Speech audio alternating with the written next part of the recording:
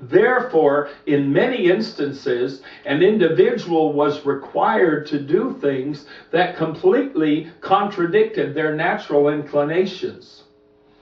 It's not uncommon for religious sects and various cults to request that their members do something that goes against their very nature, that goes against everything they think and feel, and everything that is natural to them. We have cults and religious sects in our world that have people walking across coals of fire. We have some that have people handling snakes and serpents and doing things of this nature. They may be terrified of serpents, but it is required. If you really believe, if you're really what you say you are, then you're going to be able to do this, even though it goes against everything that is naturally your inclination. And the same is true of the ancient phallic religions. They were required to do things at times that went against their own sexual nature. And yet, if they wanted to secure blessing, if they wanted the womb of their wife to be blessed so that they could have children and procreate and what have you, they had to perform these rituals which involved sexual activity, which they had to pay for, mind you. And all of this was directly associated with their temple. It was directly associated with their place of worship and the form of idolatry that they practiced.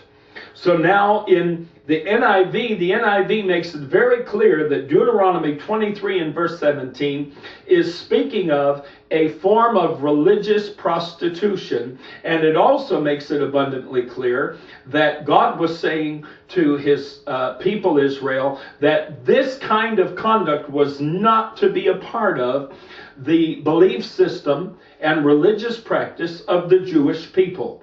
The Jewish people, unlike their heathen neighbors, were not to engage in any type of sexual conduct and associate it with their Hebrew faith.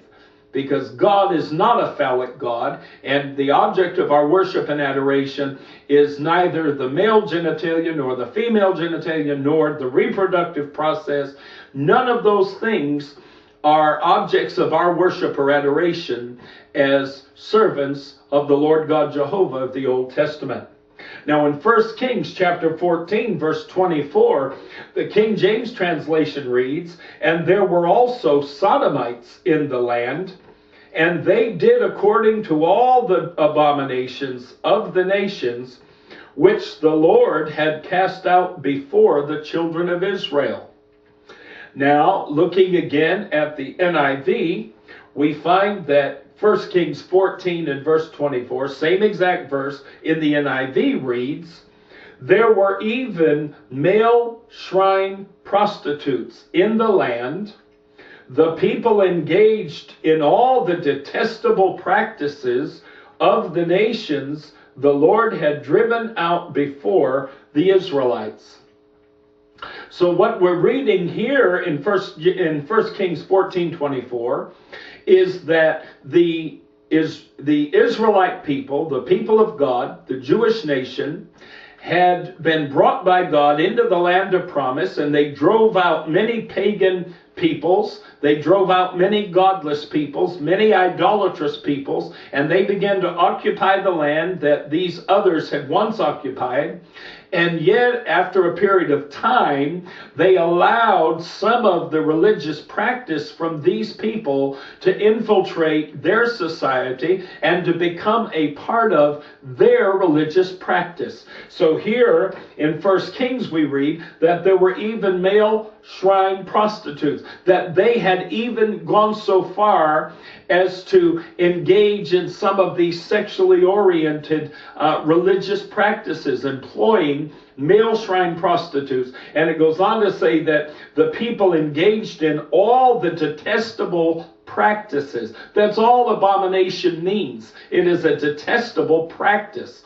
And they began to conduct themselves so that their spirituality, their faith, their religion, their service toward God was associated with and married to sexual practices, which is the very thing that God had said that he did not want his people to do.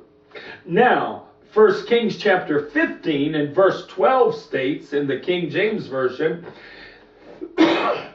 and he took away the Sodomites out of the land and removed all the idols that his father had made.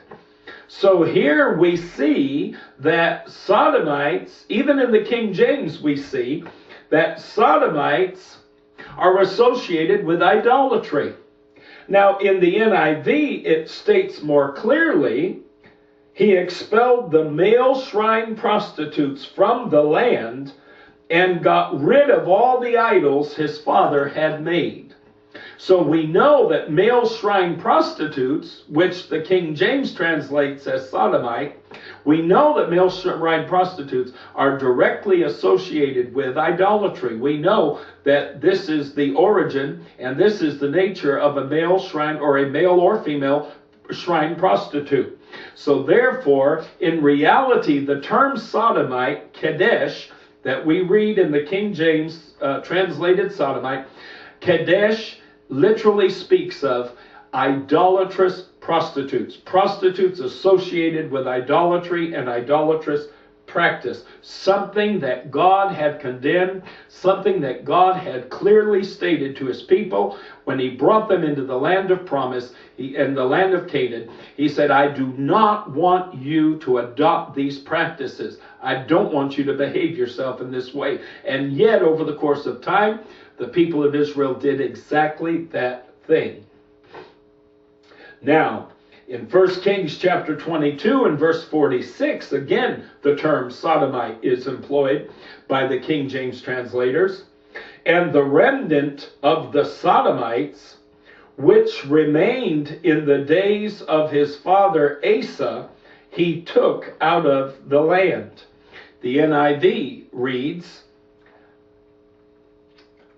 he rid the land of the rest of the male shrine prostitutes who remained there even after the reign of his father Asa. 2 Kings chapter 23 and verse 7 in the King James. And he brake down the houses of the Sodomites that were by the house of the Lord, where the women wove hangings for the grove. So here again in the King James, we can clearly see that the term sodomite is speaking of someone who has a very close association with the house of worship.